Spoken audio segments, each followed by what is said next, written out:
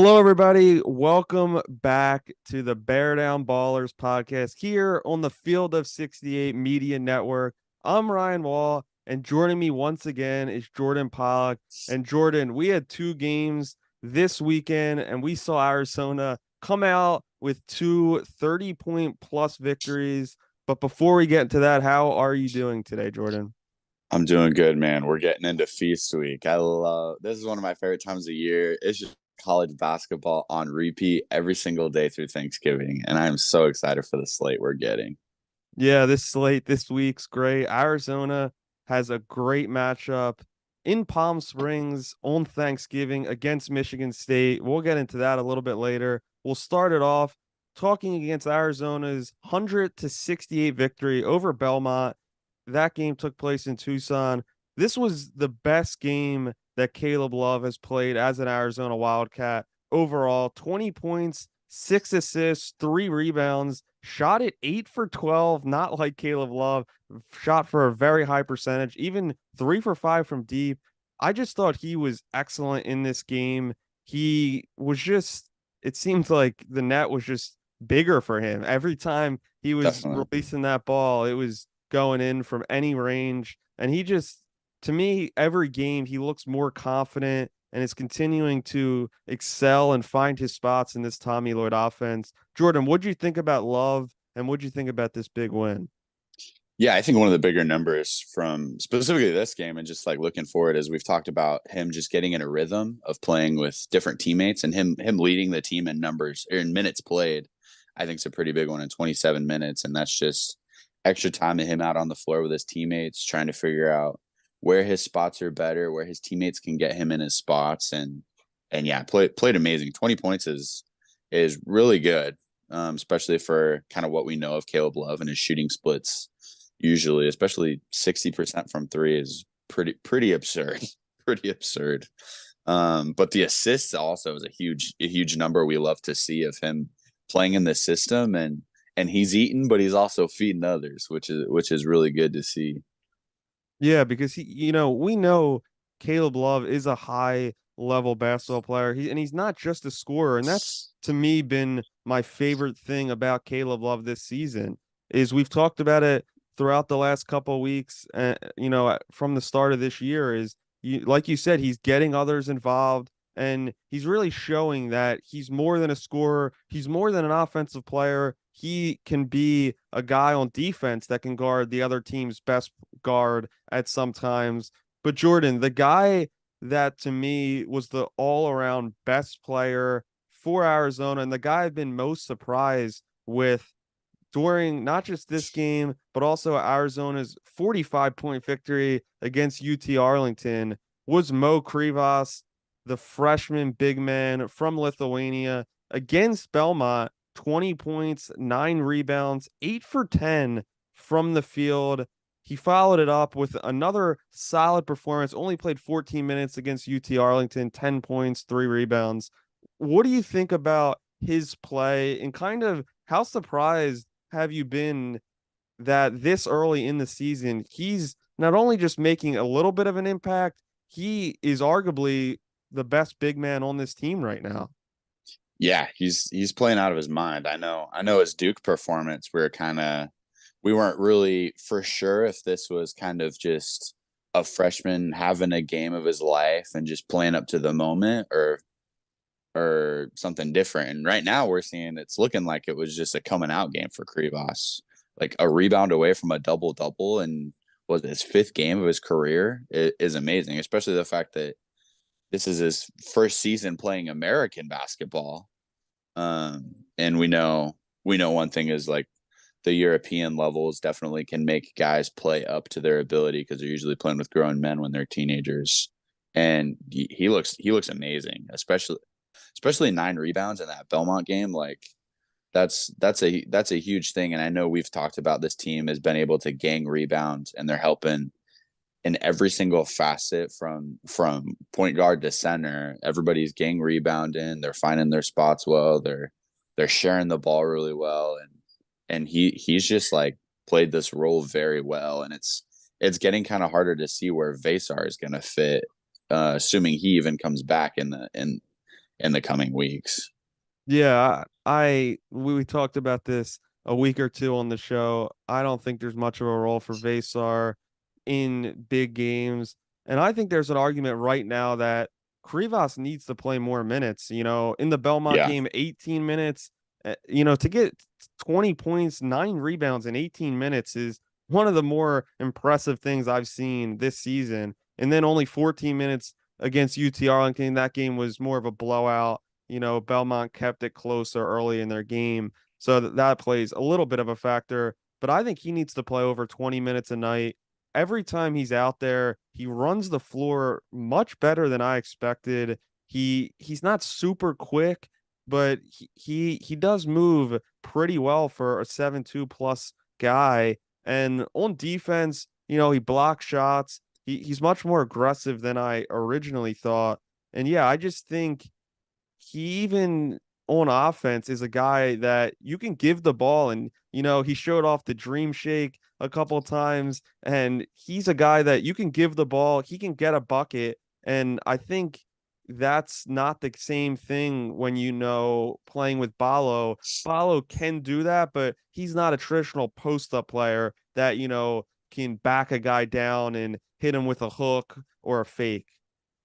Yeah, definitely. I think we've talked a lot about how this team's starters from top to bottom are just really well rounded. Anybody can go off, but nobody needs to go off for this team to win. And I think having Krivas coming off the bench gives so much roster flexibility for Lloyd, especially when historically Ballo gets in foul trouble a lot. He's done an amazing job of staying out of foul trouble this year. But if that were to happen in a bigger matchup, Krivas has showed so far this year that he's able to step in the role of giving you center minutes off the bench. And even just with Johnson's flexibility too of him at the 5, there's so many ways that this team can win, and there's so much diversity in just the lineups that Tommy can bring, and like we said early in the year, like this is a huge thing that's going to lead them to possibly a Final Four berth. Yeah, in the game as we're recording this last night that took place on Sunday night, they won by 55 points against UT Arlington. This game was actually a 6-point game at the half. Arizona blew them out of the water in the second half. But the guy that stood out to me the most in this game, in the second half especially, was Kylan Boswell. And in Jordan, it happened where Tommy kind of experimented a little bit with Boswell playing off the ball, Jaden Bradley running the point, and I was just very impressed by Boswell's ability to move off the ball, catch Yep. and shoot. He had a I think a 3 possession stretch where he had 2 threes, another basket, and he is just one of the smoothest, most confident guards right now in the country. What'd you think about that? Boswell playing the 2 and kind of working with Bradley there. Yeah, I think it's just kind of showing how great of a shooter Boswell is. His ability to run off screens in the wing is pretty dangerous when he's an ace kind of shooter, but it's a completely another wrinkle because the defense has to account for him off the dribble, of him getting dribble penetration and hooking his bigs up, where we've seen a few more lobs over the last few games with this team that's been fun to see, rewarding our centers running to the rim. But he's just such a great shooter, and just a level of the diversity of how well this team can score. And so it's dangerous. It's very dangerous for this Wildcats team going forward with just how great of shooters we have, but they're triple threat guys. Yeah, and we keep talking about it, every week, but it's just the same point is that Arizona has 5 really good guards, and any night, any of those 5 can go off. And last night was a pure example, was a game we talked about a couple of minutes ago. Caleb Love, 20 points, very efficient. But last night, he wasn't efficient. He did have 10 points, added 6 rebounds, 6 assists. We talked about that, how well he's doing in other areas. But like a night where he's not shooting it well, Jaden Bradley comes in and 20 minutes, 13 points, 4 rebounds, 2 assists. 5 for 7 from the field. He was more aggressive getting to the basket last night. And I think that's an area he needs to continue to improve on and focus on because he is a talented scorer himself. He just more likely gets others involved more often than not. But what do you think about Definitely. Bradley last night? He plays well, man. Especially like putting Boswell at the two and kind of giving Bradley the ability to run the floor, and that's a thing. Bradley is fast, man. Bradley is fast. I know a majority of our viewers probably mostly just watch the Duke game because I think that's been the only nationally televised one. But just in that one especially, you saw him outrunning 5 stars on in transition baskets, and his ability even to score at the rim is pretty lethal. And so you add that with putting just shooters around him, it's I keep talking about it. This team is so diverse in the way they can score, and they're gonna come up to some matchups in the year. They play really good coaches. The Pac-12 is still notorious for being good from top to bottom. They're gonna get thrown some pretty interesting things, and I'm really excited to see how they can overcome a lot of different looks that they're going to get throughout the season because you can't stick with one look against this team. They're too good. They're too good because they're going to adjust out of it in the next dead ball. Yeah, that's true. I just this team, it's just we continue to talk about it. 6 guys in double figures against UT Arlington on Sunday, and that's just the same message every game.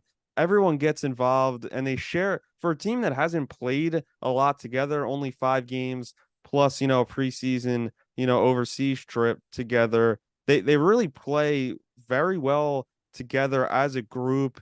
They seem like they've been playing together for years. And Jordan, we talked earlier in the season or earlier, one of our earlier shows that this team will excel because they do have guys that maybe haven't played together, but they have a lot of experience. You got Umar Ballo, who's now in his 3rd year at Arizona.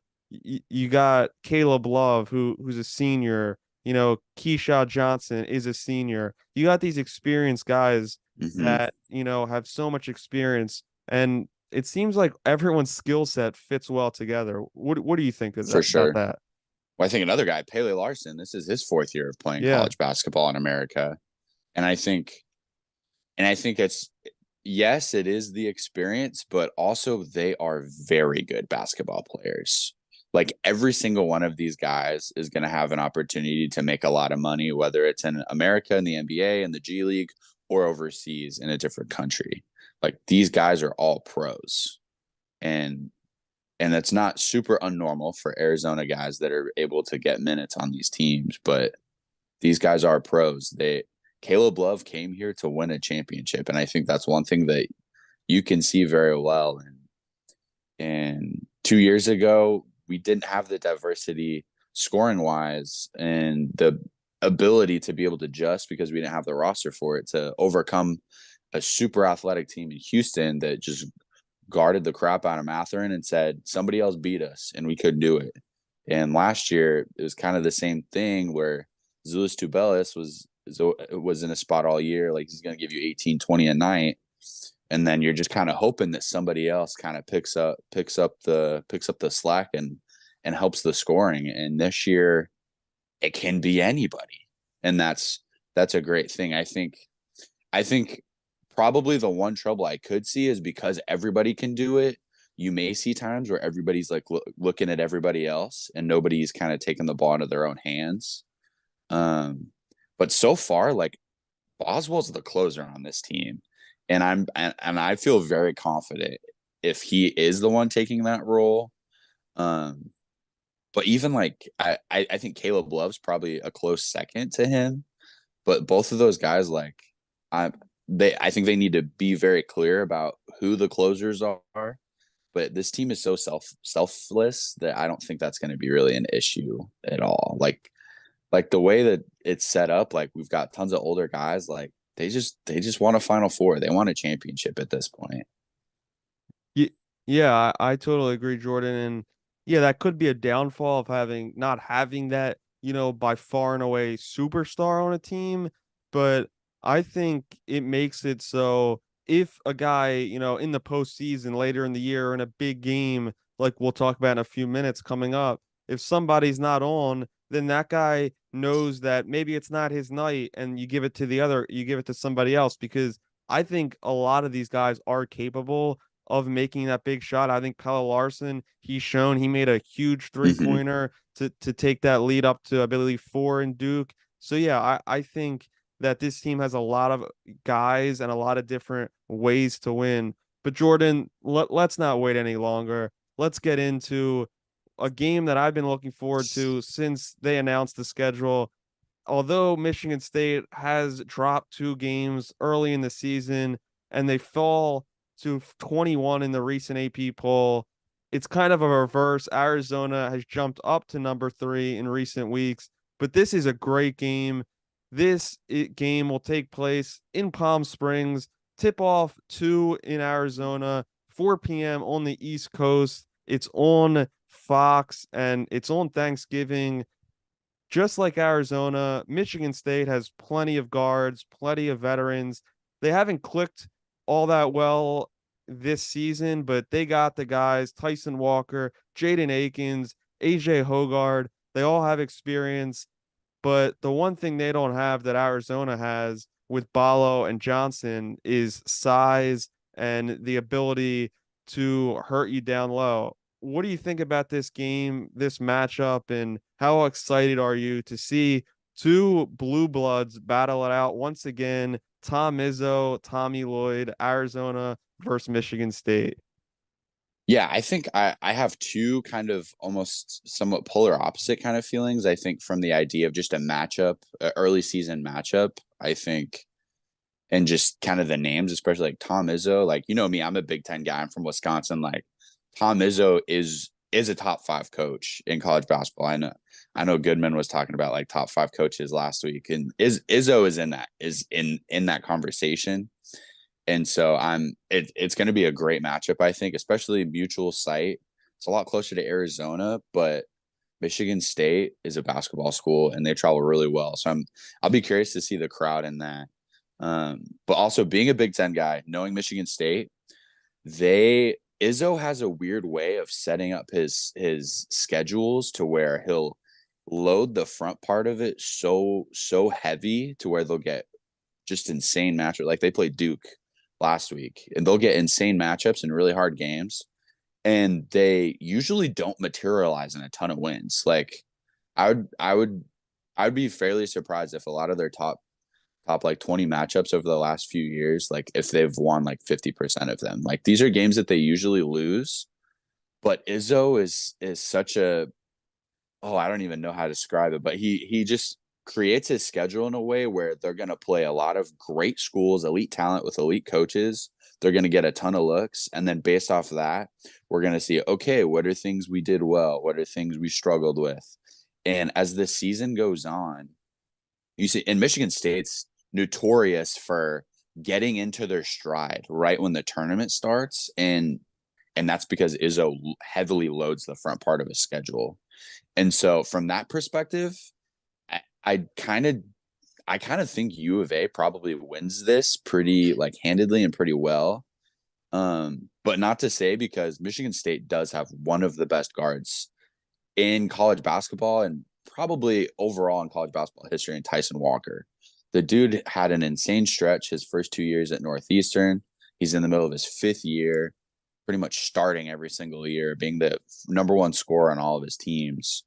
And there's also some athleticism. I know one guy that I've watched a little bit of is Cohen Carr. He's a freshman, 6'5". He's an undersized forward, but the dude is an athletic freak. He can jump out of the gym, and it's crazy some of his highlights. I encourage some of our listeners to watch some of his highlights just from some of the dunks he's already had early in the season. But they're athletic. We don't really for surely know what Michigan State is quite yet, but Tyson Walker is their main scorer, averaging 23 a game.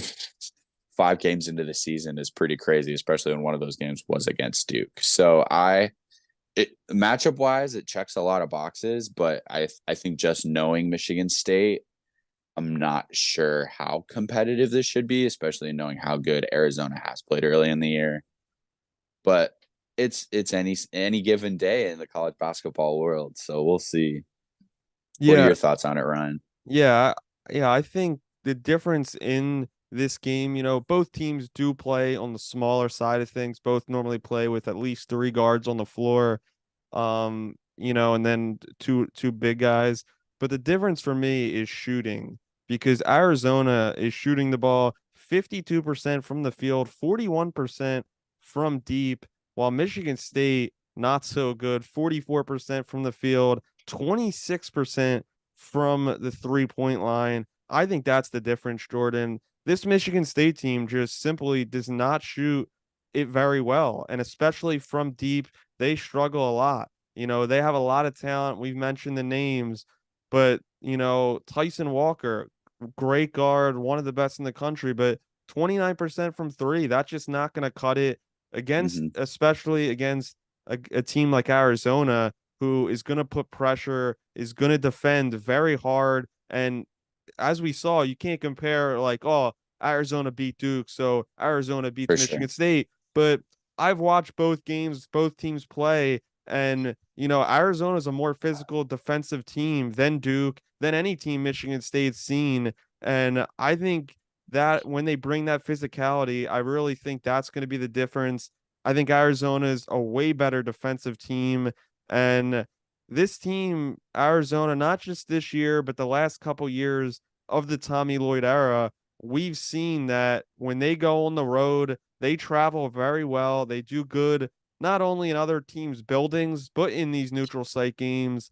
So, yeah, I favor Arizona in this game. There's not a line out right now, but yeah, I think that Arizona will excel in this setting. And I really just think that Arizona is a way better team. I thought that before the season when it was the opposite. Michigan State was ranked 10 spots plus ahead of Arizona. So yeah, I think Arizona's going to get the job done, and I think they're going to get a big win, and I think they're going to establish themselves as the best team in college basketball, the best team and the team that has the best resume, because that would be their second top 20 win already this Yep. season. Yeah, completely agree. Completely agree. I think possibly another stat to kind of look for is Michigan State's team free throw percentage, 66%. So if they call the game a certain way, especially with how physical our guards are going to be with theirs, Tyson Walker shooting 65 from the free throw line. That's not a great recipe for a team that's playing against a team that's going to defensively get after them. And they're hoping that they can get to the free throw line. So, one stat to keep your eye on, possibly. But yeah, again, 3-point shooting has not been a highlight for this Michigan State team, really. I think that's one of the things that led to their huge upset when JMU beat them. I think they hit like 2 or 3 threes that entire day. Yeah, I another thing is um all these guards, everyone talks about them, and I think people were excited of what they showed at the end of last year. But another thing is just because guys have been around a long time doesn't True. mean they're always great. And to be honest, I never thought that Akins, Hogard, and Walker really ever fit that well together. I feel like they all kind of do similar things on the court. But Jordan, on that note, we got to take a break and hear from our sponsor. As you guys know by now, we've partnered with BetMGM Sportsbook for this college basketball season. We're going to be using BetMGM lines to make all of our picks and predictions throughout the college basketball season. And we are going to have special offers for you, the listeners, and the viewers on the Field of 68 each and every week during the season. If you haven't signed up with BetMGM yet, use the bonus code FIELD1500 and you will get up to a $1,500 first bet offer on your first wager on BetMGM Sportsbook. Here's what you got to do. Download the BetMGM app. Sign up using the bonus code FIELD1500. Deposit at least $10 and place your first wager on any game. You will receive up to $1,500 in bonus bets if that bet loses. Just make sure you use the bonus code FIELD1500 when you sign up. And remember, BetMGM is now available under one wallet in select states. As a New Jersey resident, this is super convenient for me when I have to go cover games in New York or Philly. When crossing state borders, just log into your existing account instead of having to create new accounts in each state that you go to. And most importantly, I got to let you know, we do have some fun stuff coming up for this college basketball season. Bet insurance tokens, college hoops odds boosts, my personal favorite, parlay odds boosts. So download the BetMGM app today. All right, we're back. Before we go today, Jordan, I wanted to get your final score prediction for this game between Arizona and Michigan State. Yeah, I think the fact that the game's going to be played, I think it's like 5-6 hours away from Tucson. I think Wildcat Nation will show out, especially with some of the comments that Tommy Lloyd has said about some of the fan base lately. I think Arizona is going to have a big crowd, and I think they're going to get a win. They'll be in control most of the game. Got Arizona winning 75-61, and I've got we've seen a little more diversity. I think Kylan Boswell is going to have a really big game and separate himself from the rest of the pack of the team scoring wise. I think we'll see Boswell with over 20 points this game. Yeah, I kind of have it see it a little bit the same, but I have it a little higher scoring.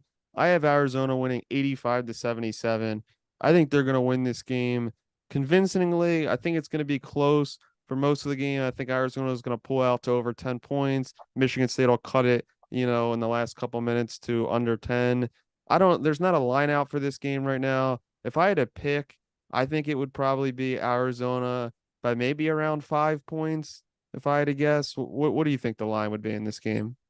I'd probably put it a little bit higher just because Arizona is in that top 5 mark, and especially with how Michigan State played against Duke, I'd probably put it at like 7.5. To be Yeah, honest, it'll probably be in that range.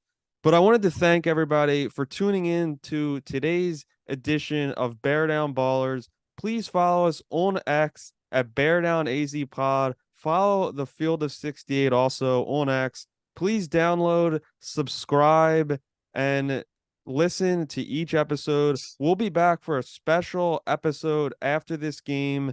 And yeah, this should be a great one. Be sure to tune in. 2 p.m. in Arizona, 4 p.m. on the East Coast. It's Arizona, it's Michigan State on Thanksgiving. It should be a great one.